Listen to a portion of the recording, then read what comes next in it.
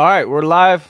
We're back for another edition of SCMP MMA Live Chat Q&A, hosted by me, JHK. And make sure you hit that subscribe button, the like button, all of that good stuff. You got some questions, put them in the chat. If you're watching the replay and you want to discuss something with me after the fact, put them in the comments and we'll get to those things. Today, of course, we got some repeat guests. Mike Heck, what the heck? MMA fighting. You guys know his face. Come on. I don't even have to introduce him. What's going on, Mike? The radio face is back. How are you, JHK? Thank you for having me. No doubt, man. And of course, we have Drake, the beautiful blonde that we like to call him. The beautiful. Hey, why did you decide to go blonde, Drake? I don't know, man. I'm a guy who generally I get sick of a look that I have after so many months, and I'm just like, it's time to change it up. And so I went pretty drastic this time, and it is what it is, man. I just like to change it up every now and then. Are you having more fun? I am having a lot more fun, yes. Okay, Sean. so then it's true that blondes have more fun, right? It's just facts. I can tell you that much. Yeah. Okay. So are you getting more success with the ladies because you are blonde? I mean, it's difficult in these times, if we're gonna be honest. But I haven't really tried. I honestly haven't really tried. So. All right. So we got a couple things, we want to discuss before we get into the questions today. We got some big stories running simultaneously, right? We got the Conor McGregor, Dustin Poirier situation with the charity and donations and all of that good stuff, and then you got Rose Namajunas with her comments of better red than dead. And then we got a good fight coming up this weekend, but everybody's talking about Jake Paul and Ben Askren. That's actually a good fight too. I'm gonna watch it. I'm not gonna lie. Let's start with that. Jake Paul and Ben Askren. A lot of people are like, oh, the purists. They're like, oh man, you guys shouldn't be talking about that. You should be talking about real fights. This is a real fight, and it's interesting. And I welcome this. Mike, do you welcome Jake Paul into the combat sports world? I don't know if welcome is the right word, but color me extremely fascinated by it. I honestly can't wait. And for people who complain about it, listen, it's one night, one fight, hopefully one fight. Hopefully this isn't a 3-fight series or anything. I don't think I can stomach that, but at least for one night, one time only, if that's the case, I am all in on this. I'm pushing all my chips in the middle, and I am ready to see this happen. I want to know why. The things that stick out to me most are things I can't predict. I have no idea what's going to happen in this fight. When this first was announced, I thought Jake was just going to go in there and knock this dude out in 2 minutes. But now now I don't know. Now I can see this thing going deep, and I could see Ben maybe winning. I have no idea what's going to happen, and that's why it's so intriguing. I'm not proud of myself for saying that, but I can't wait to see it. Yeah, me either. And like you said, man, I hope it doesn't get into a trilogy, but you never know, man, with these things, because the popularity of this guy is beyond, reality. I don't even understand how popular he is, but he must be this popular to the point where his promotion, which is Triller, they just bought, or did they take over, or did they swallow up Fight TV, right? Yesterday, that was announced, right? That was, and I was like, man, because I interviewed Frank Mir, right? And I think this is stuff that's behind the scenes, but I'm gonna talk about it anyways. I was someone reached out to me, right? And they said, hey, you want to interview Frank Mir? And I was like, yeah, sure. And then they were from Fight TV, and I'm like, Fight TV? Why is Fight TV offering me an interview with Frank Mir? And then now this news comes out, and it makes all sense because he's fighting on the Triller card, right? And then that Triller card will be, I think you could buy it on Fight TV now since they bought Fight TV. Drake, what do you think about this, acquisition by Triller and buying out Fight TV? Did you like Fight TV? Did you watch it?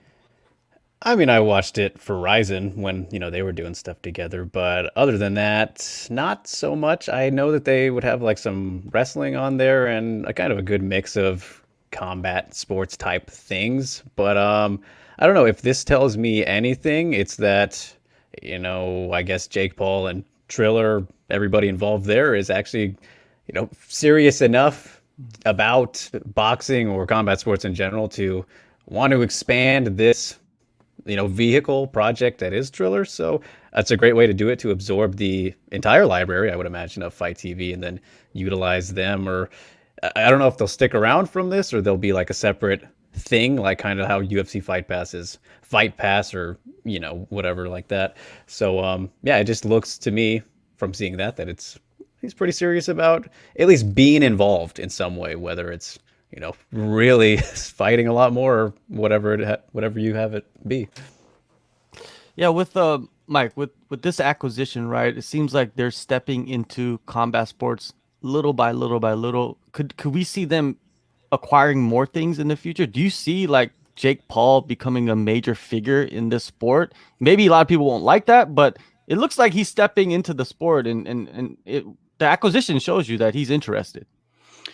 So I went to my mother-in-law's house like a week ago, and they were both talking to me about this fight. My mother-in-law and my 18-year-old sister-in-law were like, "Are you going to watch Jake Paul versus that curly-headed guy?"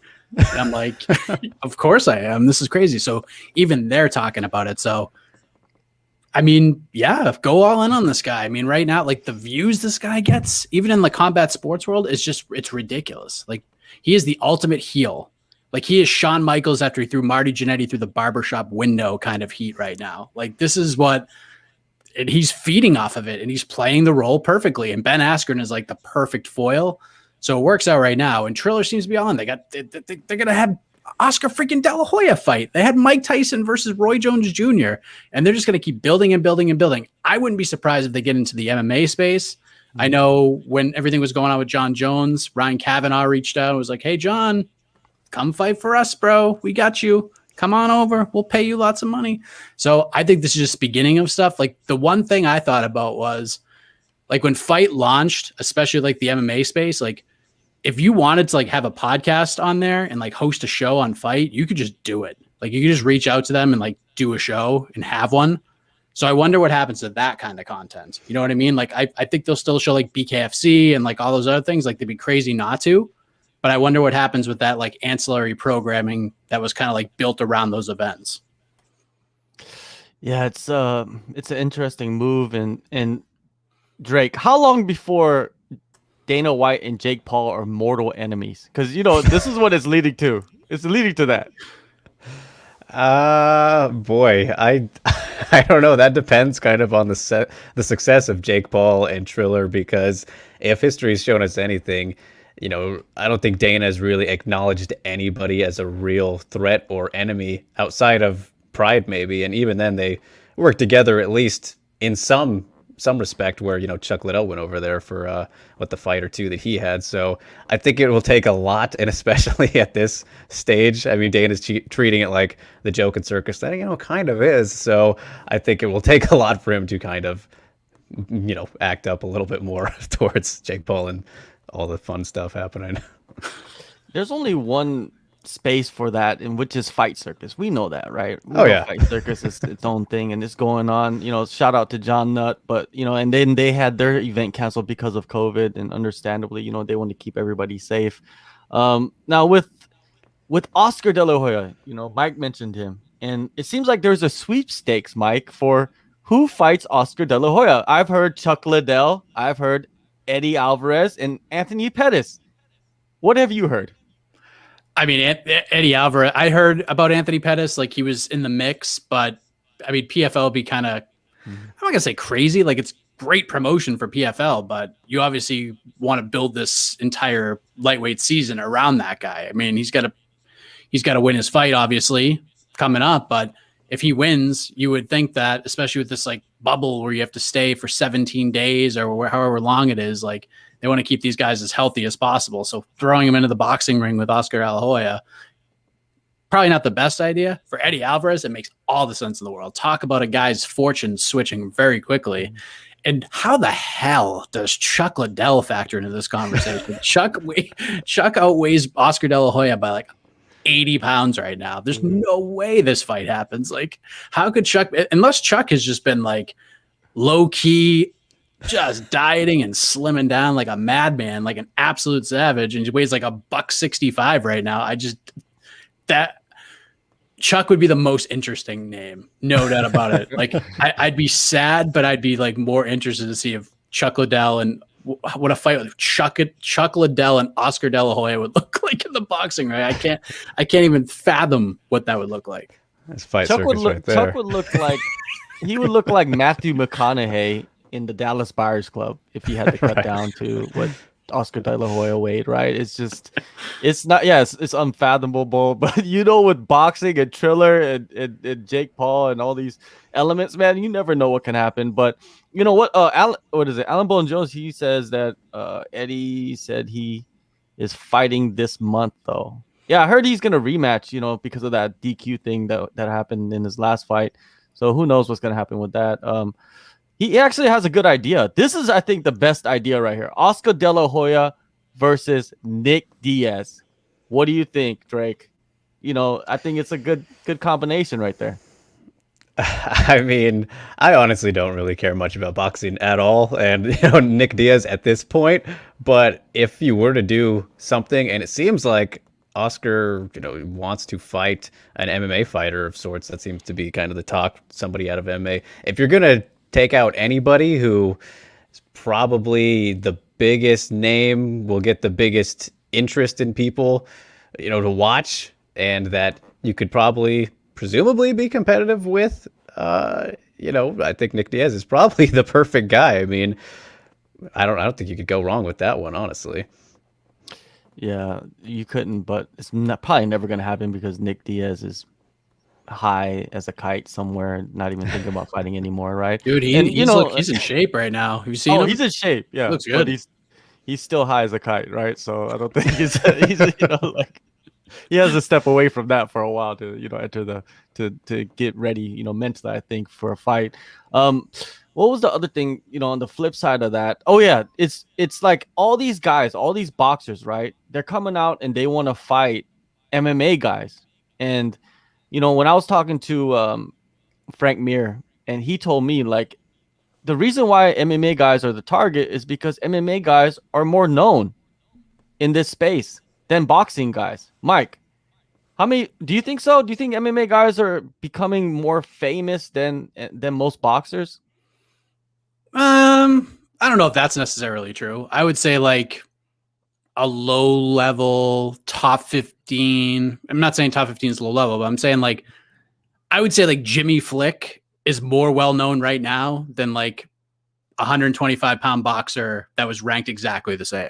Mm-hmm. You know what I mean? But if we're going to the upper echelon, more people know who Tyson Fury and Anthony Joshua are than Francis Ngannou and Stipe Miocic and Jan Blachowicz, guys like that. As great as they are, more people know who those other guys are. Like Jan Blachowicz ain't selling out an 85,000 seat stadium in London. He's just not going to do it. And there's nothing wrong with that. He does great interviews. He's fun. The legendary Polish power. I love Jan Blachowicz, but if you walk to a grocery store right now and you said, and you held up a picture of two guys, Tyson Fury and Jan Blachowicz, or Tyson Fury and Francis Ngannou, people would want to know more about who this Francis Ngannou guy was because he's just ridiculous.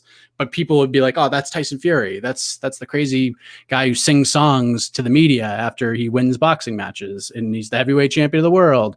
Like, so I don't necessarily. I would say maybe overall, top to bottom, maybe MMA has more.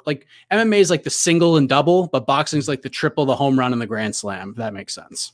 Oh, definitely. Great baseball analogy. Drake, are you a casual, do you feel for boxing? Like if you're, there's the hardcores and the casuals. Are you a casual? Yeah, I'm pretty sure you are, right?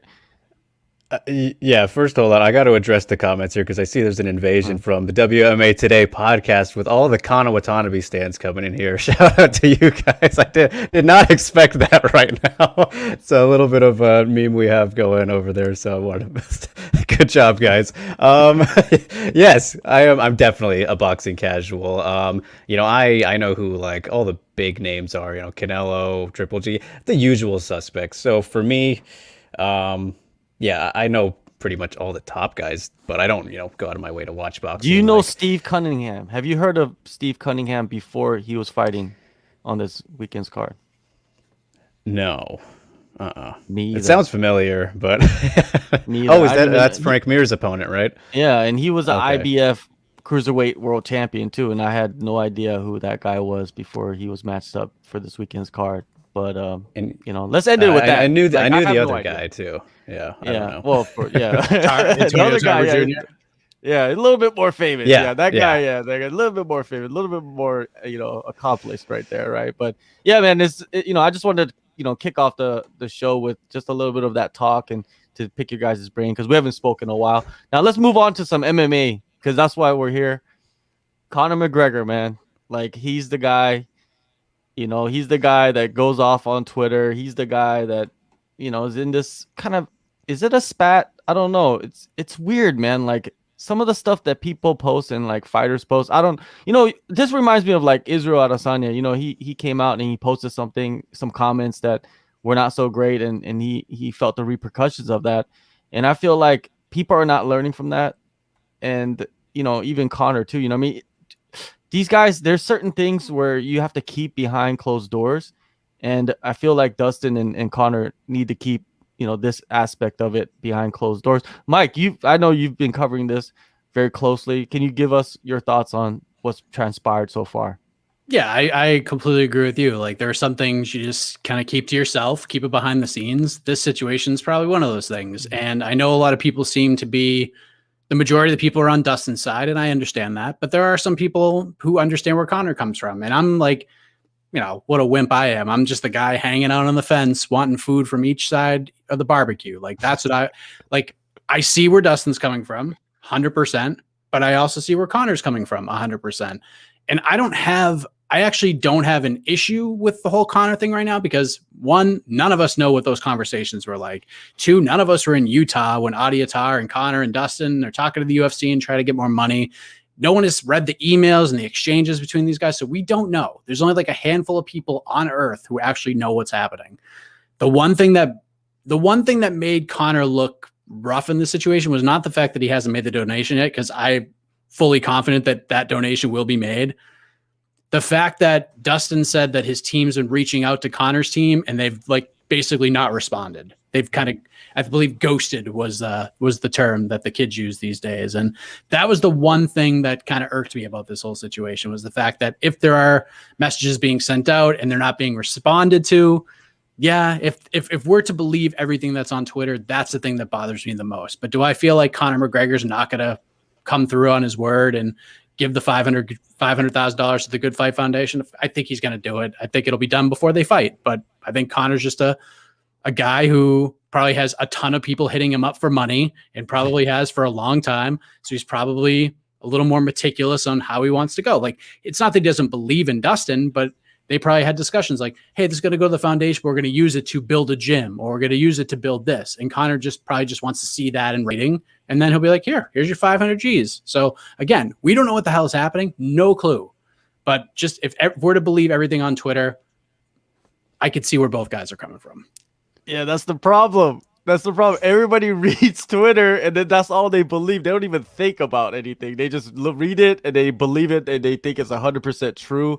And we don't, like you said, we don't know what exactly went down from the moment that fight ended to now with the discussions with the foundation. And, you've always heard only good things about Dustin Poirier's foundation, right? I've never heard anything bad. I never heard anything like malicious. And I forgot, somebody posted on on Twitter, the tax, I don't even know what it's called, man. I'm terrible with like taxes and stuff like that, but some listing of the taxes and it showed that Dustin, his wife, and another person who like basically run the organization, they didn't take any money from the organization. All the money was spent on whatever they're doing. So hopefully, they fix this. I believe Dustin came out and apologized for putting everything out there on blast. But there's a question here, right? And this is MMA. And Dustin, in the last couple of fights, he's kind of adjusted himself to where he could start to play the game. And when you play the game, you get more money. Drake, was he trolling Conor McGregor with all of this? Do you think there might be something to that? I honestly think it would be the other way around, if anything. Right when you said that, my mind went to the little GIF or slash picture exchange that they had. The replies were, what was it? Dustin posted the GIF or GIF, however you want to say it, of the rematch and knocking out Conor. And then the funniest thing to me ever was Conor responding with a picture of the first fight. Like, you can't do that, man. That doesn't work that way. So that was funny, and that's a little trolly to me on both ends. But I say that I think it would be more in favor of Conor in this whole situation, because I would like to think that his intentions were good and that he wanted to, meant to, plans to, give this money to the foundation like he said he would. But then he kind of sat back, realized this trilogy fight got materialized. He's talking about going back to the old Conor, and what we've seen so far is closer to that, being a little disrespectful, saying some trash talking and what have you. Not as clever or really entertaining, I would say, as, the old Conor used to be. And I think that's more a matter of the position that he's in now, where he hasn't won fights all too much in the last couple of years. But I think it's a little bit strategical. If we're going to look at the fact that he's going back on this and, trying to stir up and maybe make Dustin emotional like that first fight, where he openly admits that was something that got to him. The emotions were high, facing this, new guy who was shooting up the ranks. And then as he's gotten older, more mature, and going into that rematch, was a lot more respectful just between both of them in general, and he has been with most people. But if you look at kind of Conor's history too, it's not like he hasn't done charitable acts in the past before. I remember it was like a year and a half ago, maybe 2 years, I don't remember when, but he spent money to have an entire apartment complex or building type thing built for homeless people in Ireland, something like that. I don't remember specifically, but he's done charitable acts before, is my point, and that's completely unrelated to MMA, right? Any ties to it. Whereas in this case, this is with his next opponent for a fight that he desperately needs to win, and you look at how far he was willing to go in terms of trash talk with somebody like Khabib and building that bad blood. This doesn't seem, it's a little tame in terms of words anyways, but the actions are about on that same level if he's just to go back on his word like that. But I think the fact that this is connected to MMA and his next opponent in particular in the entire situation, I think it's strategical, honestly, by Conor. Mike, Conor comes out with a tweet saying that the fight's off, and that was kind of an emotional reaction to everything. And then I think 24 hours later, Dana White comes out and says tickets are on sale for the pay-per-view in Las Vegas. How funny was that, man? That little short period of time. That was just not surprising at all.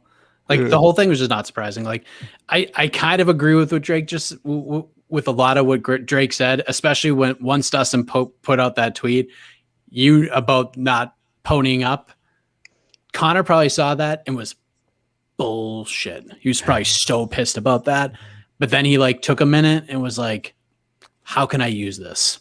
How can I take this tweet and turn it into 250,000 more pay-per-view buys? And he did it. He did exactly that. There you go. I'm not surprised the fight's happening. I knew as soon as this whole thing was starting that the fight was still going to happen. I didn't think we would get there in 36 hours, but we made it in 36 hours. So thank you to the UFC. Thank you to Conor McGregor for putting out that sweepstakes the next day, because everyone's numbers jumped up just a little bit more for another 24 hours, questioning whether or not this fight was going to happen. So Godspeed, Conor. Thank you for that. And pay that donation, buddy. yeah, definitely. And just talking about promoting the fight, I feel like this is just helping this fight become bigger and bigger and bigger. And when you have Conor angry and Conor in this zone where he's just going off, and he's probably at home with a notepad just getting ready, for the press conferences and just getting ready for any exchange, any meeting, any face-to-face with Dustin to go viral, to just because I feel like Conor doesn't have many fights left, in MMA at least. And basically, you need to cash in every opportunity, right? And this is one of the biggest opportunities. If he was going to go into this fight tame like he did in the last fight, where everybody was it was a welcome surprise to some people, but I thought, man, I want the old Conor. And I'm welcoming it now. I'm welcoming him coming back and him talking trash and in him, taking stabs at Dustin. And Dustin, can he get over that? That's what I want to see. can he get over somebody just going at him hard? Because the first fight, he couldn't get over it, right? So Drake, do you like this? Do you like these emotions? Because I enjoy it. I love these emotions. I love Conor being who he really is ahead of a fight. It always adds a little element of fun, right? People just instinctually like that kind of headbutting in that aspect. And you just look at like the past hype with all those fights. I mean, look back at the Aldo one, for example. Like that was just an otherworldly level of anticipation, not only for the fight itself and the fighters that were in it, what they had done inside the cage, but just the bad blood that Conor almost like by himself created and just added this huge element to it. Like, look at the world tour they did. It got a world tour created, which we haven't seen that since then. Like, that's crazy. I mean, aside from Floyd and Conor, but in MMA specifically, like, it definitely adds so much fun to it. And, you know, I know it's been a little bit hard to have that kind of in these current times, and getting back to normal-ish with full crowds coming back and whatnot. But yeah, no, it definitely makes it more fun, adds an extra layer of the mental warfare, which is such a big thing in MMA, as most any fighter will tell you, that it's more of a mental game than a physical game. So yeah, it always adds a little bit of extra fun to it. And I guess we will see if, you know, Conor can get into Dustin's head like he did the first time again. But that's the big question, I guess, you know, if he can do that. Plus, it takes away all the narrative excuses off the table, because now we got motivated Conor, we got bad boy Conor, we have Conor that didn't show up in January, and now we're getting like all the pieces of like insert adjective Conor McGregor like coming at us on July 10th. Like all the excuses, like all the things that people can say in defense of Conor, they're off the table now. Like they're off the table at this point. We're a long way away from July. So, I mean, I'll get a little more excited once we get closer to that date, because we are in this era where things can fall apart very quickly because of the world we live in. But as of right now, we're in a good place. This fight's going to build, and it's only going to get better as long as these guys both stay healthy and Rona free. Mike Cole Shelton, shout out to Cole. Do you think UFC 264 is a must win for Conor and his star power? Mike, what do you think? I don't know. I mean, there's clearly an argument for yes. Most people would say yes, like he has to win this fight, but does he? Does he? You know, you can always say like there's always one fighter who's got my number, and for Conor, it's probably two if he loses this fight. It's Khabib, but Khabib is everybody's number. And then Dustin kind of has his number too. So listen, the Nate fight's always going to be there. Most people don't think Jorge Masvidal is going to beat Kamaru Usman. That'll be 2 straight losses for Masvidal. That'll be 2 straight losses for Conor. You can always put those two guys together. There's fights for Conor. And you even said, JHK, like, how many fights does this guy have left in him in MMA? 3, 4, 5 at the most. There's Nate. There's Masvidal. There's other guys too. You could do Islam Makhachev with all the rivalry.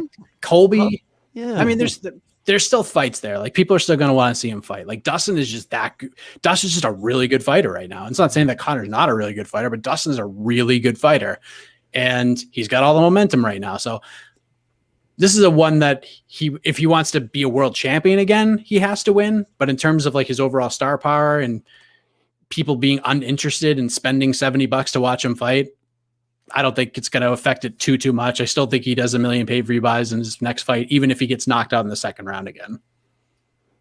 Drake. Okay, I'm going to give you this scenario, right? Conor goes in there. He beats Dustin. Okay, he knocks out Dustin. You know, it's the old Conor. Everybody's like, we love Conor. Ireland is back, right? Everybody's waving their flags. I got my flag in Korea. It's like, yeah, I'm a Conor fan now, right? And then let's just say Jorge Masvidal goes in there and starches Usman. Could we get that fight at 170? Could we get a championship fight between Jorge? Would that be one of the biggest fights to ever happen in the history of mankind? Anything's possible, John, but I don't know about the justification for that one, just because of the fact that Conor would be winning this fight, presumably this trilogy fight at lightweight. That's kind of the big part for me. And then you look at the rest of the division where Nate Diaz, Leon Edwards, that one is pretty obvious that they're going to give the winner of that the title shot. You would assume, especially if Nate Diaz wins, there's no doubt about it. You're going to make, and it's in this case, if Masvidal becomes champion, make that rematch the BMF undisputed title rematch. Like all this craziness that goes into that depends on a lot of things, but that would be huge. That would be kind of stupid not to go for that while it's there, because Nate would wait around, assuming he was to pull off that fight as well. I don't know. I feel like it would have been a lot bigger if they made it right after Masvidal beat Nate the first time. That was peak moment right there, especially for Conor at the time, who he didn't beat Cerrone yet, right? But shortly after that, so if they wait after Conor's win over Cerrone, that was the time to do it then. So that would have been peak, I think, but it would still be big with the title on the line, of course, if all that falls into place. But I don't know. I have trouble seeing that case happen at this point, and we might have missed the boat there, I think, John. All right, we got a comment here. It says, I want to see a between the links battle between EKC and Drake, battle of the mustaches. That is a serious battle, right? Right. It's funny you should say that, Tan Wen. We're not going to get a BTL battle between Drake and EKC tomorrow on Between the Links. However, we are going to get a battle between Drake and the reigning champion Jed Meshew on Between the Links tomorrow. Wow. So stay tuned for that. 6 p.m. Eastern, news. Live on the MMA Fighting YouTube channel. Drake Riggs makes his Between the Links MMA fighting debut against the champ. And I'm looking forward to this one. A contrast of styles indeed. Jed, he's been killing it, right? He's he's our, I don't know if you'll know this reference. He's the Khabib, right? He's the Khabib. No, he's No. for those in America who watch Around the Horn on ESPN, Jed is our Woody Page. So for those who watch that show, you'll know what that means. He's the Denver Post writer who has great points, but oftentimes gets on people's nerves. That's Jed. Lots of hot takes that most people don't agree with, but then some people come around to it because he says it so often. Jed's great. He's perfect for the show. He's like a tamed down version of Keith Drake. So, oh goody, I've seen him a little bit, but yeah, he's fun. It should be a fun matchup. Tom, he says, I was just watching the MMA Fighting Interviewers video with Wonder Boy. He's great at interviewing. That is, without a doubt, Mike is great at interviewing. You know what I mean? He's been doing it for a long time. It's so easy when you talk to Wonder Boy. Yeah. And who knew, Tom, that Wonder Boy was going to turn heel on everybody and threaten to smack the Paul brothers? I mean, that was just gold. I did not see that coming from a mile away. So Wonder Boy's great. I could talk to that guy every day of the week if I could. Yeah, there's just definitely some guys that you prepare for them, but then man, it's just so simple with them. It's just you just give them the baton and they just run with it for 13 laps and they come back to you and you just walk down and then hand it back to them again. It's sometimes it's easy. Yeah, Wonder Boy seems like it. Yeah, with the whole Conor thing and Dustin, man, I'm really looking forward to them having their trilogy and kind of closing the book. I hope they don't try to go for a fourth fight or something like that. I think 3 is enough. You never know with the UFC. No contest. Yeah, exactly. A no contest, like a legal down elbow or something like that, and then they call it off, and maybe it's Dustin, that does it. Who knows, but I hope it doesn't happen. I hope they end that chapter. Conor can move on. Conor's good for the sport, man. You could talk all this crazy shit about him all you want and his antics and some of the stuff that's, outside of the cage, outside of the gym. But just viewership and just excitement, he brings that, man. And he needs to win. That's plain and simple. You need to win. If he loses, then he has a couple fights left. If he wins, I feel like it prolongs his career. His superstardom even grows bigger, and it also affects his drawing power in the boxing too. If he wins in MMA, so there's a lot on the line, and not a lot on the line. I don't know, man. Dude, I'm not in this position. But Ben Askren is about to make a floppity jillion dollars on Saturday, and he's been finished in his last 2 fights. He was on the other end of the worst knockout in UFC history, and the guy is about to make 8 figures on Saturday. I don't think a loss kills him. But JHK, let me ask you this: what if Conor McGregor front kick KOs Dustin Poirier on July 10th? What if his prediction that he made 3 months before the fight actually happens. I don't think it's going to happen, but what if it happens? Like, it's not the first time he's predicted something far down the line. Can you imagine if Conor front kick KOs Dustin Poirier? It would just be the most ridiculous thing ever. Number one, he's done it before. Like you said, he's predicted it and he's accomplished it. Number two, I probably shit my pants and wouldn't be able to leave the house for about a month. And number three, it opens the door for so much, right? Like, like all these people, this is a part of the sport a lot of people don't like. Is like, they like the merit aspect, right? And I love the merit aspect, right? There's certain, fighters that they earn shots at the title. For example, Charles Oliveira. His title shot is based off merit, right? But then there's the guys that bring something else, and there's the entertainment aspect and all that stuff. And Nate Diaz, Conor McGregor, Jorge Masvidal, these are the guys that could go different weight classes, win one fight, and then actually win a fight in one weight class and get a title shot in another, right? It's just that's the way of business now. You know what I mean? With Endeavor, with the UFC, and you just got to deal with it. You could criticize it. I'm not saying you can't criticize it, but sometimes you just got to sit back and relax and just watch the spectacle, because why? It's entertaining, man. And that's what you're looking at it for. You're just looking at it for the entertainment. You're not looking at it for anything else. Most fans are not invested in the fighter, really, right? They're not like watching there's that little like 5% maybe that are like obsessed with certain fighters, right? But other than that, most people are just want what's inside the cage, right? And just some of the lead up to it during fight week, right? And Conor, Jorge, Nate, all these guys, they do that, and they're gonna get their opportunities, right?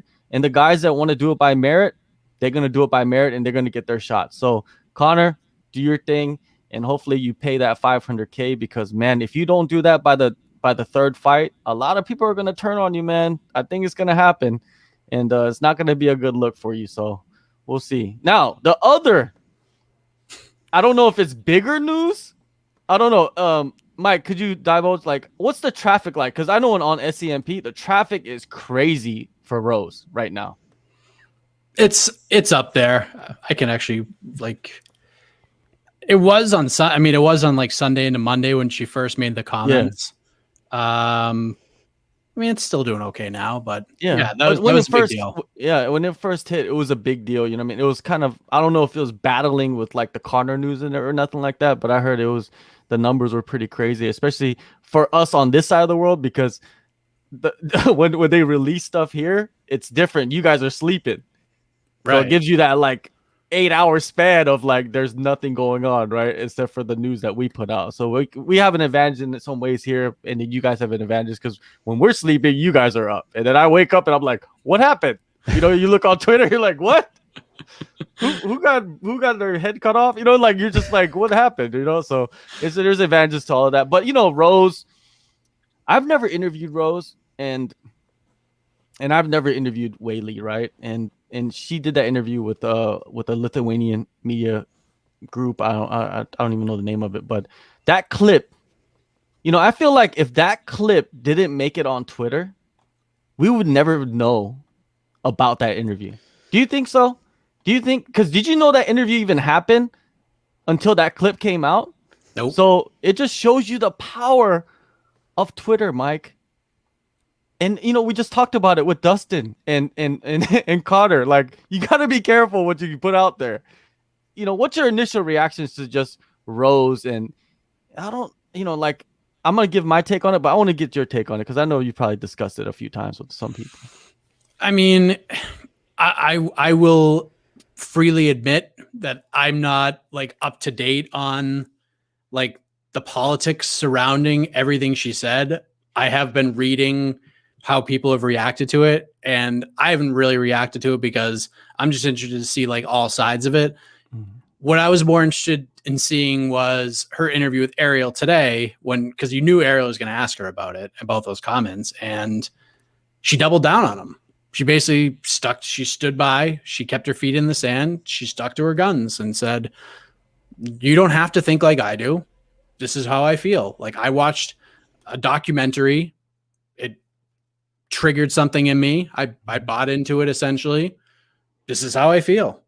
And right or wrong, she has that right to feel however she wants. I don't agree with her. She probably should have kept that to herself. I think when she did this interview with this specific outlet, she kind of probably took it the way you thought, John, that yeah, it's just going to be like for the Lithuanian folk, for my peeps. But then to see like, I think it was Borishinya Depot. That bastard. It's a his legend. Fault. It's his fault. Like I go to him for all the Tito Ortiz city council meetings. I love those things. Brenda Shops. Yep. But yeah, I was surprised to see that. And as soon as I saw that Sunday morning, I was like, oh boy, here we go. Yeah, me too, man. It was like, damn it. You know, why do we have to bring that into it? And Drake, you know, you're a guy that follows, you know, the women's MMA more closely than, you know, me or Mike. You know, you've followed both these women, right, for a long time, and you've probably watched a lot of interviews that they have done. You know, with Rose, has she ever brought this up in the past? Not that I can remember. Yeah, it's never been kind of a thing that she's talked about, because I know that what she has talked about has been like kind of like unity and bringing people together. I don't know if that was before the Joanna fight or which one that was, but it was a bit more recent. I was trying to think back to like the Ultimate Fighter days and kind of Invicta when she started out, but no, it doesn't really.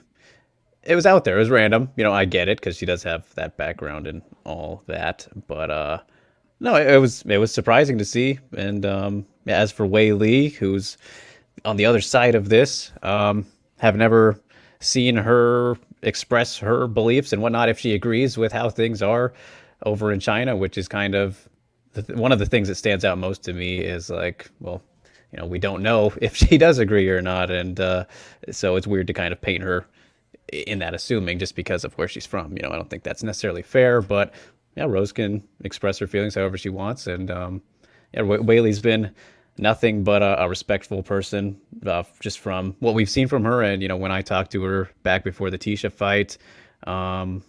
So yeah, it's sad ultimately, but it's the fight game, I guess, right? All right, so I'm gonna give my take on this. Rose, she lives in America, the land of the free, the flying eagle, right? Like, freedom of speech is one of the main attractions of the country, right? You can say what you want to say and not be punished for it. And she's expressing her opinions. Like Mike said, she watched the documentary. That was the slogan from the documentary, right? And you know, it did she do something wrong? I feel like she kind of did, you know what I mean? But she was, I think, she felt like she was in a certain environment to where it's not like gonna, you know, go beyond this, which was totally wrong for her to think, right? Because this is the internet, man. The internet sees everything, and once it's there, it's gonna be there forever. So, you know, I fully support her expressing her opinions, you know what I mean? And the way she thinks, you know, I believe her family or parents are from Lithuania. They came from Lithuania. I don't know if she's born there. Maybe she is. I'm not for sure. But the thing is, I don't know about the Lithuanian history enough to like respond, you know, properly to what she said. I don't know enough about the history between, you know, the history of China to respond properly to what she said. So, you know, her not apologizing, I'm not really offended by that either. You know what I mean? Like, she's sticking to her guns, and you have to respect her for that. You know what I mean? Like, I want to know what Wei Li thinks about it. That's the thing. It's like, it's basically directed at her, right? So I want to know what she thinks about it. I think we should wait. Fight week is going to be very, very interesting because you need to ask those questions to Wei Li, right? And hopefully she's ready. Hopefully she has the shotgun loaded up, double barrel, right? And ready to respond to what Rose is saying. And you know, that's all pretty much what I think about it, because I think a lot of people online, they're throwing out all these like little tidbits, but you can't believe what these people are saying about like the Nazis and their Nazi, like, you go do your own research, you know what I mean? Don't respond to what some like 2561, you know, doggy dog wrote, you know, in response to what Rose said. You know what I mean? Like, there's no merit in that. Go do your own research and then formulate your own opinion. And yeah, just that's what you need to do. don't because think about it. What Whaley or what Rose did was express her opinion, and you got to express your opinion. So that's good enough, right? So don't just goes back to don't believe everything that's on the internet. And Rose, I feel like her doubling down, that's her right to do that, right? And they're gonna get to fight each other. So if Whaley is really offended by that, she's gonna get a chance to beat that ass. Beat that ass. That's what's gonna happen. And Rose, she's skilled enough to beat that ass too. So we're gonna see them face off. And the thing is, like, Whaley, before that comment came out, she's like, I want to be friends with her. And even in the Arrow interview, I watched a little bit of it earlier. She said that she has nothing against Whaley, if I'm remember correctly, right? She has nothing against her. She doesn't have no animosity against her. It's just something that she felt, and she said to go watch the documentary. And I think a lot of people, they probably should do that, to educate themselves, because involving politics is always going to be something there, right? We see it all the time, and some people, they're involved in it, but they don't express it themselves, right? And I think that's the best way to do it, is be involved if you want to be involved, but don't go out there and express it, openly, because this is what's going to happen. This is exactly what happens. So, man, it's a cluster of just weirdness, man. Like, it's just weird. Like, this, why did this turn into it? And they both have the same manager too. That is another thing that they don't have no guidance. You know what I mean? Like, I know that they're all their own people, but come on, you gotta have a little bit of guidance. But what can you say, man? Yeah, there's what we got here. Go ahead. There was like, real quick, there's like two things I thought of, like especially after today. One was, I hope that the UFC either does media scrums with all 6 title fighters, or they do like separate press conferences, because I don't want the answers to those questions from either fighter when they're on the stage with Masvidal and Usman and the other fighters. Like, I don't want it to be buried. Like, I want it to be kind of its own thing. And another thing is, and JHK, you probably know this because you interview a lot of fighters too. Some fighters don't need to find chips heading into a fight for their shoulders. Some don't. Calvin Kattar always needs to find one somewhere. He'll dig deep to find something just to get that locker room material that he needs. Rose seems to need to find a chip herself. This is a kind of a weird way to let the world know that this is potentially the chip, but it could be the chip. This could be what she needs to, like, get her over that hump. She's dealt with a lot of things mentally and emotionally when it comes to the fight game for a long time. Maybe this is something she needed to get her into that cage to the best of her ability against a very dangerous, very formidable champion in Zhang Weili, someone who could be the champion for years and years to come because she's that damn good. Just a weird way to approach it, but those are kind of my thoughts after today. And also another thing is, just because Weili is Chinese doesn't mean she represents everything about the country. No. It's just like Rose. She's American, basically. Doesn't mean she represents everything about, America. It's not that way, right? I've lived in America. I've lived half my life in America, right? I know exactly what's going on in America. It's nothing new. A lot of people think all this, like, Asian hate and all this stuff is new. It's not. Like, because I was in 6th grade living in Savannah, Georgia, and I'm the only Asian at a school of 1,000 kids, and I experienced it myself.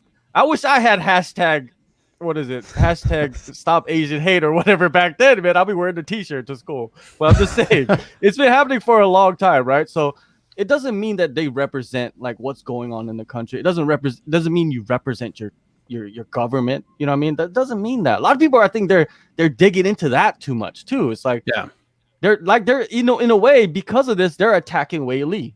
Like, oh, Weili is this, she's representing China. You know what I mean? She's representing communism. It's like, where did that come from? You never mentioned any of that. And another factor is, it seems like every time Weili enters a title fight, there's something. There is always something. Even with the Joanna, she posted that, or she shared that picture of, you remember, because of the coronavirus, and they're wearing the mask and all that stuff, and that became a big issue heading into the fight. And it just seems like she's a target. You know what I mean? Whaley is for some reason, and I feel bad for her, but it's the fight game. You're in the public. You're gonna be a target no matter what. Rose has been the target in the past too. You know what I mean?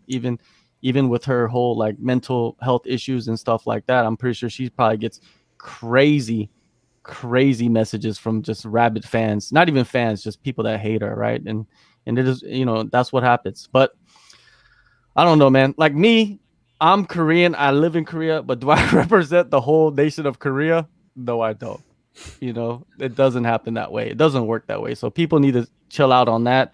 And Mike, that's a perfect solution to understand the situation better. Fight week, press conferences should be just two, like each title fight separately. They're both on the stage together. I think that would be perfect. And then that would show you, I think their real feelings will come out in that moment, especially with the other person next to them. And you'll get some gold, right, from Masvidal and Usman, and then I think the focus will be for a lot of people will be like Rose and Whaley. How do they, exchange? How do they interact, when they meet face to face? Yeah, I don't know, but I can't wait for that fight though. Yeah, it's that card is just insane, man. Silly. Insane, right? It's just it's I love it, man. I love fighting. I don't even fight, but I love fighting. You know what I mean? And I don't want to fight either, but I just love fighting.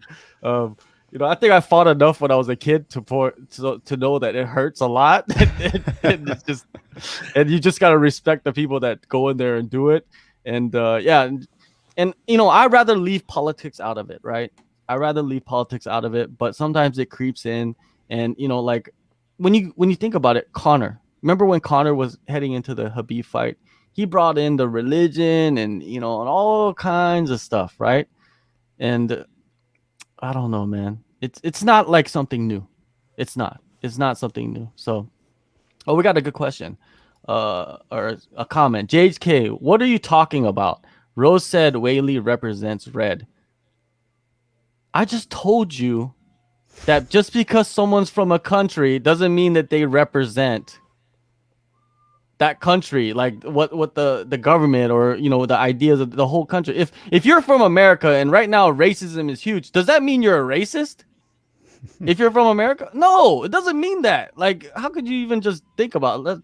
That's kind of a crazy statement, you know what I mean? Like, people are always trying to find ways to attack fighters, right? And twist words. So, and they're probably gonna do this. Someone's gonna watch this and say like, JHK, why are you not backing Whaley? You're both Asian. It's like, I just want to go back to like simpler times when Zhang Weili showed up in Boston to the UFC Boston backstage area and talked about how excited she was to meet Tom Brady and how that was like a thrill for her. Like, I miss those days where life was just way simpler than we're in right now with global pandemics and everyone just hating on each other. It just, let's go back like a year and a half, 2 years. I think we'll all be better people now after what we learned since then. Let's go back to where insults were just directed at that person, you know what I mean, and what they look like or what they do, you know what I mean? Like, let's try to keep that out of it. James, I'm not trying to attack you or nothing like that, man. It's just maybe I said something wrong because I'm not the best speaker. I'm just here just blabbing, and that's what we do on this show is we just blab about topics, and sometimes it's funny, sometimes it's serious, and sometimes it's just utter ridiculousness. But it's just conversation, man. So I appreciate you coming on and giving your thoughts, though. Let's get into some of these questions, man, because it's just like a lot of it is people going back and forth. But let's see what we got here. We got this guy. He says, "I'm ready for that McGregor fight, even though it's nowhere soon." Of course, man. Everybody is. Alan Bones Jones, my favorite two MMA media channels collaborating so awesome. Of course, man. They're MMA fighting is a giant, man. Like, I'm glad you enjoy our channel, but MMA fighting is a giant. They're a monster out there. Let's see this one. This one's a long one. If Whittaker wins but doesn't get a title shot at Izzy, what does he have to do? Because it seems like he beats Gastelum. He's done all he's been able to do. They are just denying him a shot. Let's start with Drake, right? Drake, what do you do with Whittaker, man, if he wins but he doesn't get a title shot? Do you just retire? I hope not. I still want to see Robert Whittaker fight. That would be very depressing. I mean, so you would have to assume if he doesn't get the title shot that they would do the Vittori rematch, right? Unless they wanted to go full 2020 and give Till the fight just because, who knows, crazier things have happened. So assuming he wouldn't get the title shot, and let's go with the assuming that Vittori gets the title shot instead, which I don't know about that. I think it depends on how good of a performance he would have in this win, but wait for Paulo Costa or just hold out. I mean, Whittaker could just sit out and be like, all right, guys, I arguably should have had a title shot already. Izzy shouldn't even have gone up to fight for the light heavyweight title. That should have been our rematch.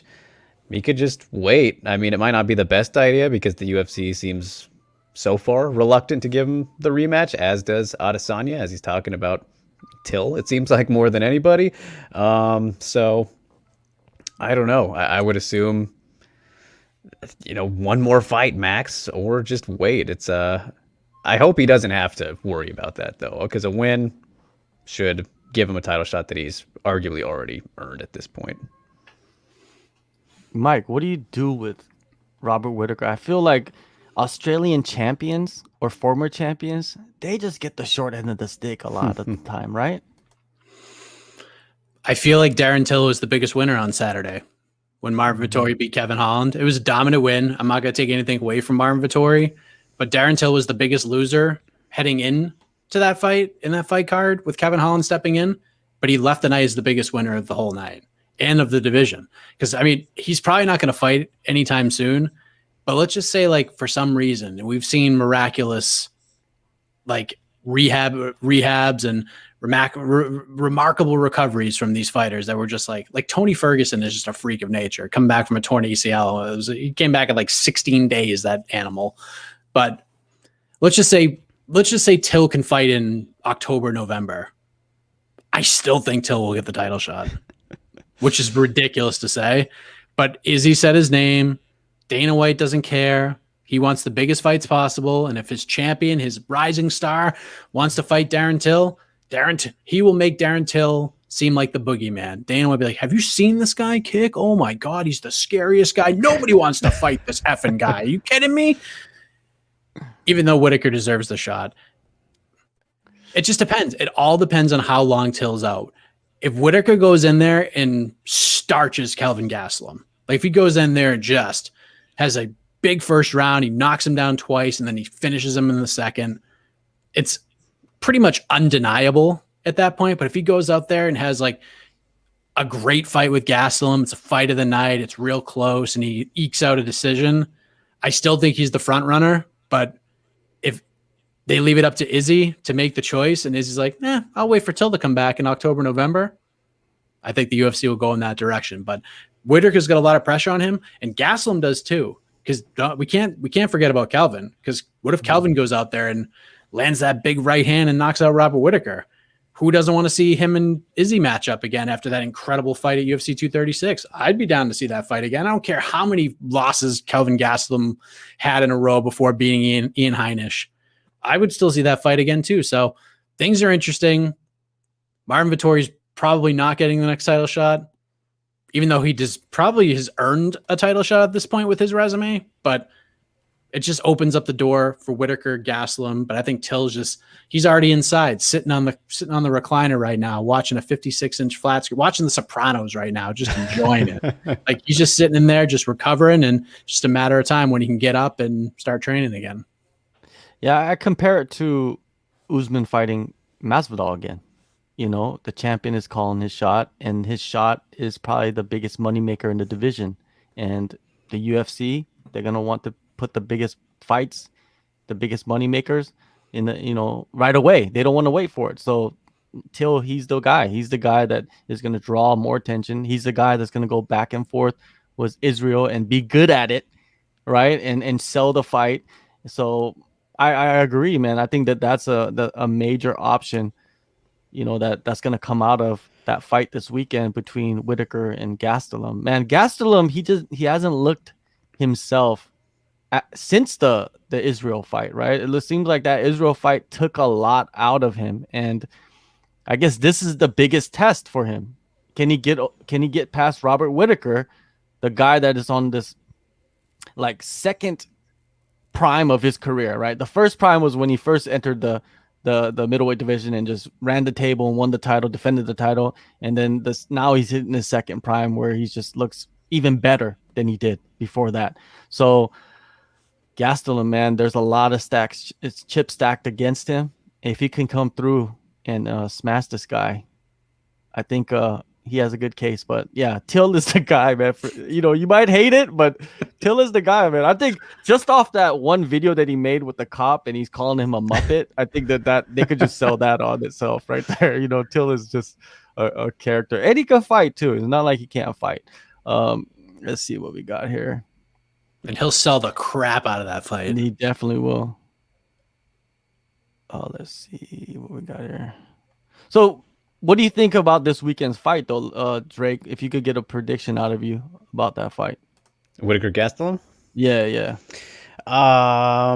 Man, I got to go with Robert, but I'm still very excited to see this. I was very excited for it to happen the first time, was very upset that it didn't end up happening, but thankfully Whittaker came out okay after that scary incident with the collapsed bowel and all that. But just since then, if as you guys mentioned, their careers have gone a little bit different directions since then, despite both having losses, but Gastelum obviously more losses, and then just rebounded against Ian Heinisch in a performance that I didn't think he looked amazing in. Like, yeah, he got the job done and he looked solid, but it wasn't like the old Kelvin that we were used to seeing, or in that Adesanya fight, for example. Whereas Whittaker, I do think, as you mentioned, John, he's looking arguably better than ever. He's not earning big, crazy knockouts like he kind of was, or putting people away necessarily, but he's looking really sharp, man, and just, more patient maybe.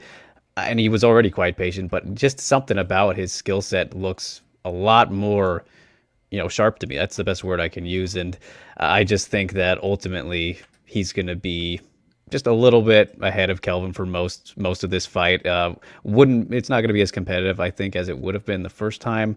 I think that Kelvin will make it more competitive than people will probably expect because of the recent run he's been on, but I just can't go against Whittaker. You look at his middleweight run, he's only lost to Adesanya. That's the only guy who's had a solution for him.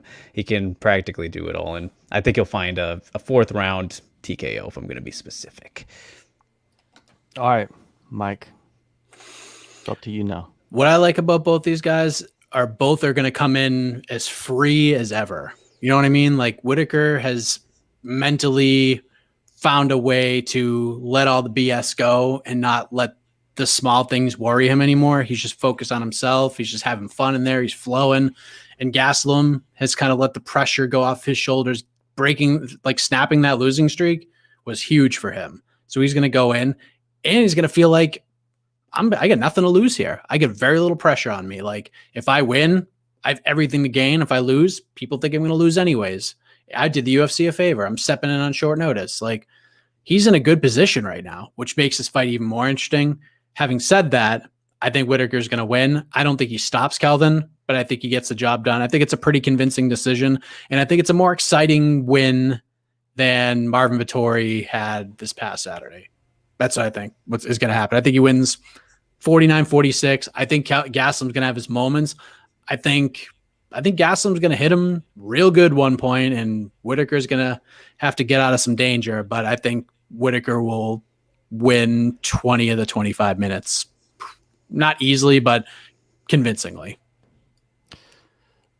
I envision Kelvin just coming out, going balls to the wall. I think that's going to be his game plan, going balls to the wall, throwing just heavy, and pretty much chasing down Whittaker. If he was go with the alternative, he would use his wrestling, right? But I don't see him, man. He hasn't used his. I don't even know the last time he used his wrestling. Maybe against Tyron Woodley, against another wrestler. I don't know, right? It's very rare that he uses it, and he used it a lot in the Heinisch fight. Oh, that's right. Why do I keep forgetting that he fought Heinisch? Yeah, why do I keep forgetting that he fought Heinrich? I don't even, like that. That It just wasn't slipped that my great. mind. Like I was saying, it was all right. Yeah, We got the yeah. It was job a done. win. But Yeah, it was a win. yeah. But I think that is something that people have to, take into account when you're coming off some serious losses, that you do just have to go in there and win sometimes. You don't have to show that you could knock the guy out or submit him. You just got to win the fight. And at that level, it was very important for Kelvin to do that. Um, when you look at the trajectory, I always talk about trajectory with fighters, and I feel like Kelvin's trajectory, he's basically flatlined himself, and he's just kind of like on cruise control in his fights. And he did get that win over Heinrich, but I wasn't like super impressed by it. And I feel like if he goes in there with the same kind of game plan or attitude, I think Robert Whittaker is just gonna go in there and smash him for a long time. I feel like, I don't know if he's gonna knock him out or anything like that, but I feel like he's just much more well versed in the style, and the speed is gonna be a problem for Kelvin. And I see if they do have a finish, it would probably be later in the fight. It won't. I don't think it's gonna happen early, unless Kelvin goes in there and just bum rushes him and hits him really hard with one of his haymakers or something like that. But we'll see, man. I don't know. I'm still like hanging on to the welterweight Kelvin Gastelum. I don't know why. I just want him to go back. He's man. gone. He's gone, He's John. gone, man. He needs to get with like the PI or something, man. I thought you were gonna say the welterweight Robert Whittaker. Nah, That guy's very gone. Yeah, he's so gone. Too gone. Like, I don't know. Just when you look at Kelvin's body, you kind of he's a shorter, stockier guy and a wide guy, right? So you always think like maybe he could just lose a little bit more weight and get down there, but I guess not, man. He probably loves his food. It seems like he does. So we'll see. We'll see what happens with that. Yeah, just the title shot for the middleweight division is just up in the air, and it's just like basically, We it's didn't like even a mention lineup. Brunson. Didn't even Yeah, mention Brunson. No, Brunson's not there. You know what I mean? Like nobody. He's close. Yeah. One thing that I think Israel, he doesn't want to do rematches. I feel like that's something that City Kickboxing is not keen on, is doing rematches, especially if you beat the guy convincingly in the first fight. And Dan Hooker said that. He said that why would you take a rematch when you probably won't be able to do better than the first fight? And that's why he said Conor shouldn't have took the rematch against Dustin, because most likely he's not going to be able to do better than that first round finish. And look what happened to him, right? So I think maybe that's the mentality of the boys at City Kickboxing. Maybe they don't want to do rematches unless they really, really earn it, because it's clear as day Robert Whittaker has earned it, man. I don't even think he needs to even fight Kelvin Gastelum, right? But it just, because of Israel, he has to now. And he probably, it would just be real shitty if Robert Whittaker just won like 10 fights in a row and never got a title shot because Israel was the king of the division the whole time. That would just be so shitty for him. The old Benavidez treatment. Exactly, right. Exactly. And then when he does go fight Israel, it's just the same result as the last time, right? Which would just be heartbreaking, but that's what happens, man, when you got a guy like Israel at the top, and he has that star power, and he's just getting started too. So it's a dangerous situation. Yeah, and there's a lot of what is it? There's a lot of like Kana Watanabe talk. I don't even know why they're talking about her. You know what I mean? Like, I didn't think They followed me. Yeah, I don't even think that she performed that well. Like, I felt like she was underwhelming in her fight, in her Bellator debut in some ways. You know what I mean? I felt like she could have done much better. But then a lot of people they point to this. They point to a lot of the Japanese fighters, they're fighting in a ring. And then when you transfer over and you go compete in a cage, it's more difficult. It's more difficult. You don't think so? That doesn't apply to Kana, though, is what I was going to say, because most of her career has been in the cage. People just kind of look at Ryzen for the ring, but she's fought in Deep Jewels for more than that, which utilizes the cage. And I get what you're saying, though. People do that, and I didn't think it was obviously not Kana's best performance, but it was impressive in the sense that she got through that. That serious adversity in the first round, after a year's layoff and what have you, maybe feeling, getting the feet wet a little bit again. but ultimately hung on. So yeah, people seemed a lot more impressed with it than maybe you and I were, John. I can agree with that. But hey, she pulled through, and it was a clear win. I thought. I was surprised to see one judge thought Lara won, but yeah, that's gonna happen. That's gonna happen. Hashtag Mohegan Sun. There you go. Mohegans. I felt the frustration in Alejandra Lara in that third round. Like she tried everything to reverse that position or get to her feet or try to get on top. And Watanabe was like the Dikembe Mutombo of MMA. She's like, no, not today. I'm not going to let you do it. And like, I could just feel her frustration. And watching that round, like once it got to that place, that round seemed like it lasted 25 minutes because she just couldn't do anything. Like there's nothing she could do. Like Watanabe was so good with the control up the top. Like once she bridged that leg and like had it trapped, there's nowhere for Lara to go. It was just, that was super impressive. Like I know it wasn't like this wild tornado performance that everyone was hoping to see, but this was tremendous control. And I actually like felt bad for Alejandra Lara. I was like, oh, I felt like the little brother and big brother's just on top of you and giving you noogies. Like that's what I felt like. Like you're trying so hard and there's just nothing you can do. Noogies. I haven't heard that noogies. in a long time. Noogies and wedgies. That's something I haven't heard in a while. Perfect. But they come in. It's a combo right there. Yeah, Mike, you point to something very important. Is she was on there on the top controlling, and that's why it was underwhelming to me. She should have finished that fight.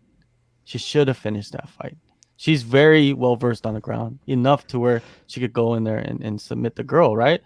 Like she was almost in a way just holding position for a lot of it, right? And I didn't like that too much. I felt like this is your chance to kind of put yourself on the map. You got to go out there and do your best, you know what I mean? And you saw what happened to Reina when she moved over and competed and she got finished in her fight. I felt like a lot of people still remember that, you know, with Kana heading into her debut. And I think she should have just went in there and just, especially in that third round, finished the fight. But you know what, you know, I say that, but you know, maybe Lara or Vara, what is it, Lara? Lara. Yeah, Lara, she's very good at, you know, submission defense. She probably most likely is, you know, she's probably well versed in that. And just she didn't see the openings and maybe that's what happened. But yeah, you know, it's great to see the Japanese fighters, you know, going over to Bellator and making a mark and doing, you know, and Bellator opening the doors to the Japanese fighters. Now I just hope that they start opening the door to like other Asian fighters, not just Japanese. I don't understand like what's the love with Japanese fighters? Like, why don't you have, you know, Korean fighters? Why don't you have Chinese fighters? If you notice the roster, there are none. The closest thing to a Korean fighter is Benson Henderson. What's going on with that? Come on, Scott Coker. And Scott Coker is half Asian. Right. I think Rich he's Chow Korean. is Asian. and it's like, what's going on, guys? Like, let's you know, let's get some more Asian talent over there. And I know that they're working on trying to bring some more talent over there because that's why they're doing this collaboration with Ryzen, because they want to get into that Asian market. So I think COVID messed everything up with that. Oh yeah.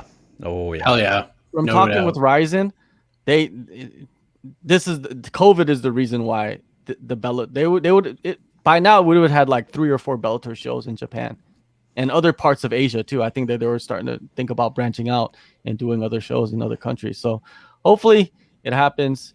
Yes, my guy WMMAC now, Scott Coker said he wants to have Bellator in Korea in the future when he doesn't even have Korean fighters yet. That's true, but if they do have a show in Korea, I'm pretty sure they're going to sign some Korean fighters. Now, To be the whole card. The whole, yeah, it'd be like 90% of the card. Yeah, Well, look at their European cards. Yeah. Yeah, Similar. you wouldn't even know who's who because everybody just looked like me. You think like, oh, JHK's fighting JHK? Like, what's going on with that? You know, I'd watch. hashtag JHK. You know, like on Bellator. Let's get me over there. But anyways, yeah, it's Bellator. You know, overall thoughts on Bellator so far with Showtime. I think they're doing a great job, man. I think that they have a good balance of the commentators. I love Mauro Ronaldo. Is that his name? Yeah. Ronaldo Mauro. You got it. You got it. Mauro Ronaldo. Okay, I love that guy. That guy is awesome, right? I love him. I'm glad that they brought him in, and I think it's Showtime kind of slamming their hand down on the table and saying like, we need this guy on the commentary team, and maybe that's why what's his name, Mike Goldberg. Yeah, Goldberg, he got the boot. And I look at Goldberg and Joe Rogan as the guys that were like the era before this era, like they belonged in that era where they fit, what I mean? Now it's a new era, and the commentators are different. They're more well versed. They're former fighters. They can break down things much better. And that's why I think Joe Rogan should eventually leave commentary. He doesn't need to be there, right? He got the Joe Rogan experience. Like, that's the biggest show on the planet. Like, he doesn't need to go to the shows and contribute nothing, right? And and Bellator is doing a great job. Big John, I'm hot and cold with him. You know what I mean? Like, sometimes he's good, sometimes he's not. That's why I think Big John should stay, but they should add a fighter there, like a fighter from Bellator or a retired fighter that could break down fights, break down positions. Because John is so good at just understanding the rules and explaining that stuff, and it educates me, someone that even follows the sport very closely. So, what do you guys think of Mike? What do you think of Bellator so far, and Showtime, their collab? So far, so good. First card was really good. Second card, competitive matchmaking. It just seemed like. And it's not just Bellator, the UFC, same thing. It just seemed like every event that took, especially coming out of one, when you had the crazy Eddie Alvarez DQ, and then you had DJ getting knocked out with the knee, and then we go to Bellator, and it's like, it seemed like a 19-hour show. And then we're like, all right, listen, we got the UFC the next day, and the UFC seemed like a 19-hour show. Like, it was just a slow week in MMA, like for actual cards. Like, it just seemed like we were watching MMA for 44 hours on Friday and Saturday. It was crazy. But so far, the production's great. Morrow's the man. Big John's good. I like Josh on the desk. I think it's fine. I don't seem confident there. I think he's fine with the desk, especially with Jen Brown there. I think they kind of like feed off each other pretty well. I don't want to see Josh doing commentary with John, because then it becomes weighing in part deux, and I don't want to hear that again. Like, we see it enough on social media. I don't need to see the two of them bickering back and forth and trying to one up each other, because we're dealing with the same thing in the UFC. So yeah, get another fighter in there. I'm sure there's plenty of folk. There's probably a coach or two in there that could do it as well. Yeah, there you go. But production's great. The open for the first Bellator card on Showtime was phenomenal. Like, a single tear trickled down the right side of my face. Like, it was phenomenal. The May 7th card, I cannot wait for the May 7th card. That is a redonk card. Really good. Psyched for that one. I'm ready for Friday. Should be interesting. Corey Anderson versus the wild card. That's what I'm calling him. I don't know how to pronounce the other dude's name. And then we get to see Vadim Nemkov and Phil Davis. The rest, and that card's pretty good. Like, look at the prelims. Like, go on Tapology, look at the prelims for Friday's card. You're gonna be like, what? Prelims are like as good as the main card. Yeah, there's some good matchups there, and I think Bellator is doing a decent job. What can you say, Drake? Like, what are some of the matchups you're looking forward to in the next couple of weeks?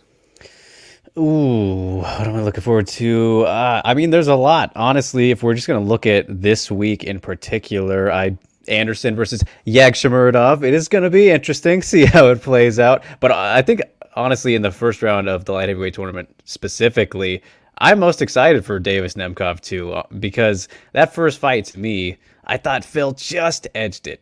It was very close, but I thought that he should have got the win there. And now in this rematch, I think Nemkov has improved significantly since that first fight, where Davis kind of gradually has made very slow improvements fight by fight. And now they have 2 extra rounds to play with. I'm all for this title fight. I'm very excited for it. Vadim Nemkov is legit.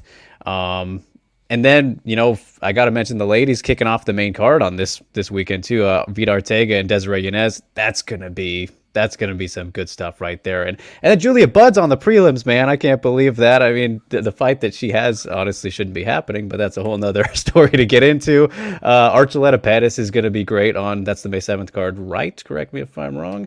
Of course, and then don't need to mention don't need to even say anything about Rumble versus Romero. Everyone's all in on that. Yeah. So there's a lot to like, I think, about the return of Bellator. And as Mike said, I really do like the presentation and like production that they got going with Showtime. It looks very, very clean and it feels new, but at the same time, it's still Bellator. It doesn't feel like an entire repackage, right? Like it's Showtime. It is Showtime, but this is still Bellator. It's got that kind of that push. I don't know. It's not completely different, but you can tell that it's upgraded. So I really like how everything is looking right now. I'm excited to see what things look like when they decide to get back to maybe some crowds, and if they change up how it all looks there. Because Bellator live shows, back when we could do them, they really felt like a party, man. It was they knew how to do it before going to Showtime to get everybody excited who's in the arena. So that'll be interesting. Look forward to going back to Bellator when we can. But yeah, I think there's a lot of matchups to like right now, and I'm surely left off some that I'm very excited for as well. Dude, Saul Rogers and Mads Burnell is the first fight of the night. There you go. That's crazy. Pedro Carvalho and JJ Wilson is on the prelims. That fight is ridiculous. JJ Wilson is a legit prospect. Yes, he is. Raymond Daniels and Peter Stanonik, the most painful rematch in MMA is on the prelims. It's so great. Alan Bones Jones mentioned Gallagher and Mix too. Very excited for that one. Oh, Is this Daly's last fight too? Right. I think so. No one's talking about that. Paul Daly versus Sabu Hamasi. Daly's final fight of his career is Friday. That's a good one. Yeah. All right, we got about 10 minutes left. Get your questions in. Let me get through some of these comments. A lot of people not liking the Bellator commentary team. He says, "I wish Josh Thompson was." Well, that person likes it. They want Josh Thompson. Not gonna lie. Bellator's commentary sucks because they talk about other stuff other than the fights. Bellator commentary is absolute trash. I hate Bellator commentary. It's absolute horrendous. With Morrow. These guys hate it. It's better than Goldie, McCarthy, and Thompson. That team was awful. That's like 3 Michael Coles. Like, oh no, so bad. It was just the mix was horrific. Morrow with anybody is better. It's a step up. I'm sorry, Morrow just has that personality. He's a little cheesy. I get it, but he has a pro wrestling background. He's a storyteller, and I'll take it over Mike Goldberg not understanding what is happening in the fight with the fighters, with their teams, their families, their stories. Like Mike just phoned it in. Morrow is like the first fight in the prelims. It's like the main event to that guy. That's the excitement that guy brings to the table. He's just got a classic voice. Like I just think of Pride and Strike Fight, like all these big events. Like when you hear Morrow's voice, you're like, this is a big deal. You didn't get that with Goldberg. You're just like, oh, I'm here. It's a fight. Let's read this just promo. Like that. You get those every fight. I remember the miss that he had before he left too. There was that one that he called and it didn't happen. yeah. He has those sayings, man. But that's like 5-10 years ago, right? Now it's a new game, and we need to move on. This is a good question, or this is not a question. It's a great comment here, Alan Bones. I wish Brendan Schaub was still doing Bellator commentary. This never happened, did it? I wish. I think he's being sarcastic. Okay. Who wants to hear Brendan Schaub talk? You know who would be great is if you brought Bas Rutten back. Because him and Morrow used to do the Pride, right together. I think Bas Rutten, he's knowledgeable enough to get on there and talk, and he's kind of funny. But I think he's too busy with that karate combat or whatever it's called. Yeah. So we'll see. Hey, I know a guy. What's his name? Oh yeah, Jimmy Smith. Oh, bring his ass back. What are you doing? Like all of these promotions. What the hell is the matter with you? Jimmy Frank Smith. Mir. Frank Mir. I could have swore Mike was about to volunteer himself right there. I was like, take one Mike out and replace it with another.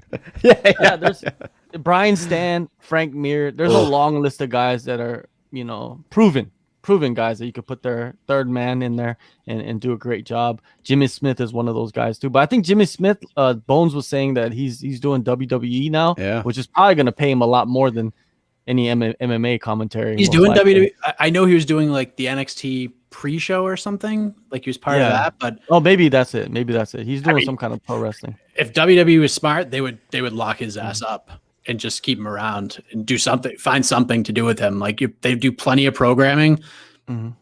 Absolutely keep him around for sure. All right, let's end it with your thoughts on the Venom fight kits, man. We saw them for the first time. We'll start with you, Drake. What do you think about the overall, the look and everything?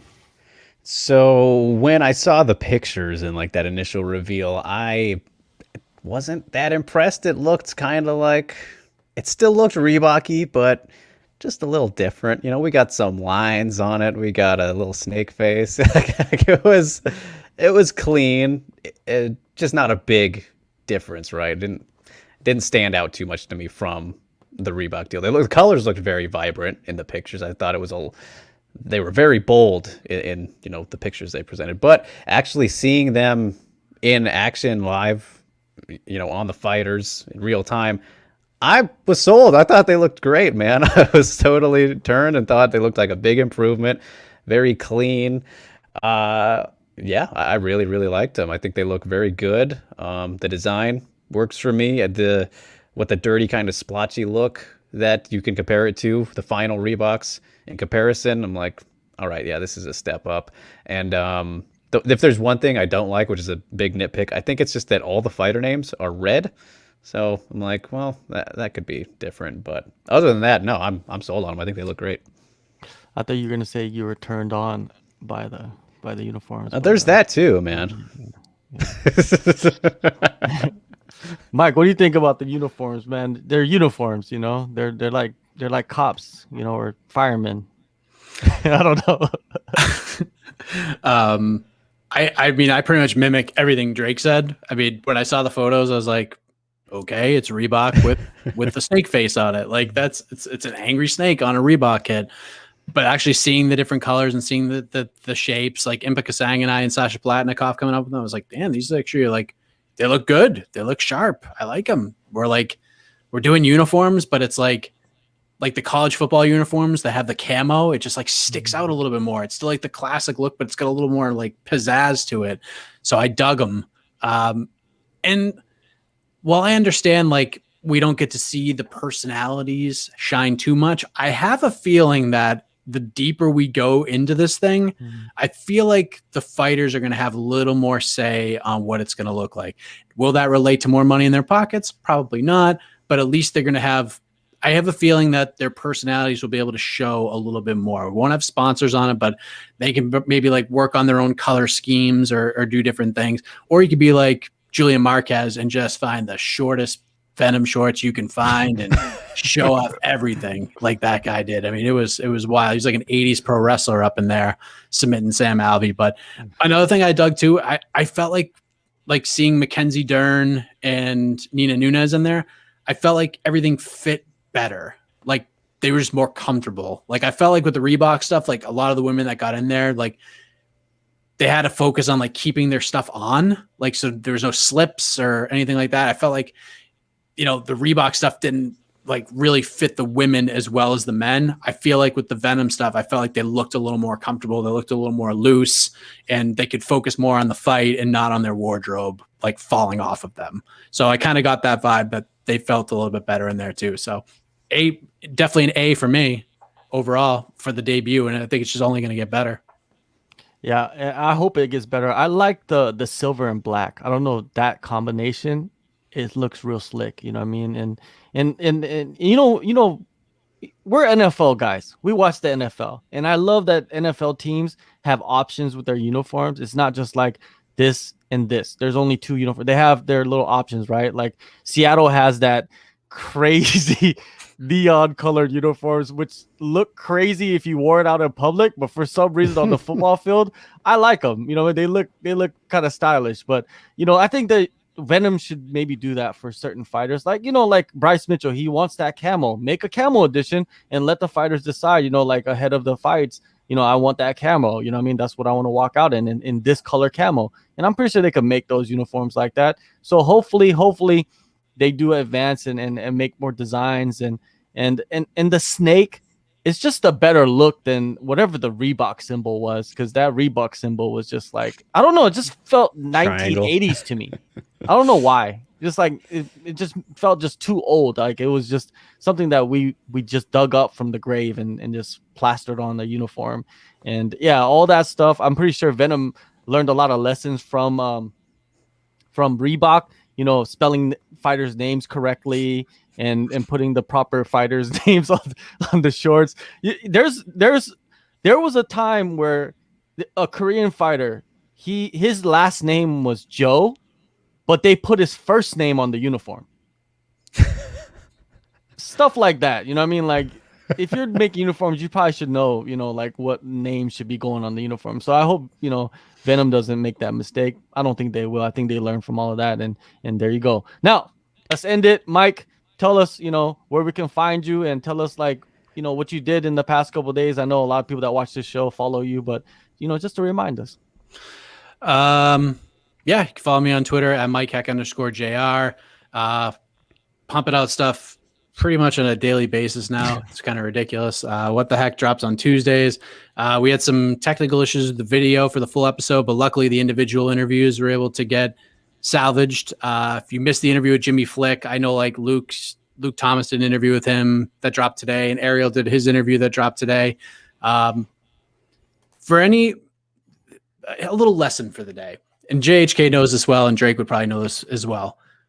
For all of you up and coming journalists out there who ask questions on like what I should do to like take my game to the next level, all this stuff, when guys like John and Drake and James Lynch and myself tell you to like to interview everybody and get to know some of these regional fighters, it is massively important, because Jimmy Flick could have done that first interview with anybody, but the fact that I've been talking to Jimmy Flick for like 5 years, like he gave me and like wanted to do the interview with me because we had been talking for so long over the years.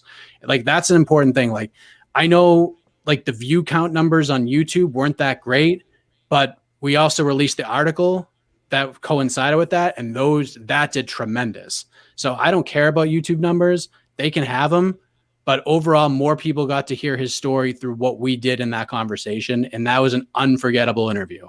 So I highly recommend, if you haven't watched any Jimmy Flick interviews, the other ones are great too, because I watched them both. Go watch that one. The Wonder Boy interview, the little heel turn, that was fun.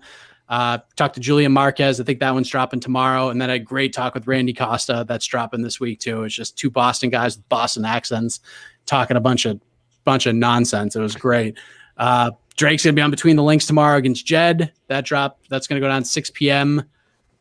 Eastern time tomorrow live. And then we got preview shows, and we got all the Saturday coverage. And then AK, Lee, and I, we do the matchmaker show called On to the Next One, podcast only. Love doing that show. Even when we're up till 6 a.m. working after a pay-per-view, me and AK just hit it like 4 hours later, get a couple hours sleep, and we knock out that show. I love doing that one. So there you go. And then follow these guys because they're the best. Drake, what do you got coming up, man? I know you got some stuff that you just released and got some stuff in the works.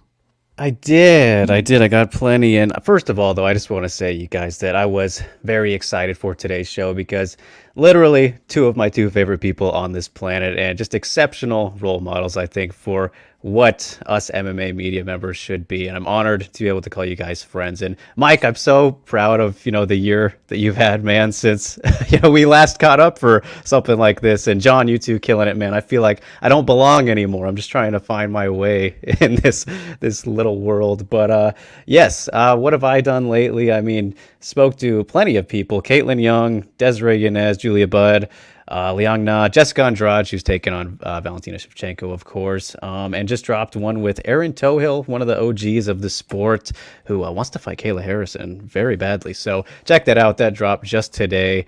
And then got two more big ones lined up for the week, but no spoilers, but they are coming. And then next week we'll be in Jacksonville covering here for SCMP MMA, UFC 261.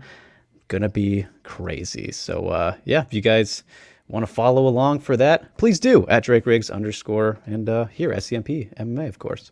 You're going, Drake? Yeah, buddy. Hell yeah, man. Good for you.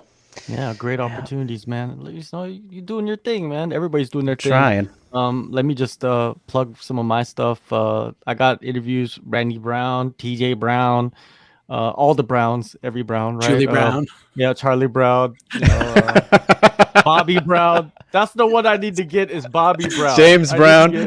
James Brown is the dream, right? James Brown is the dream.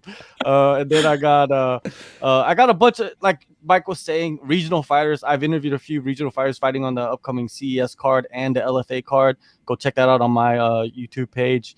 And then I got, last week I did Dan Hooker, Beneil Dariush. Dan Hooker always kills it. Beneil Dariush, he's going to fight Tony Ferguson. That's a fun interview.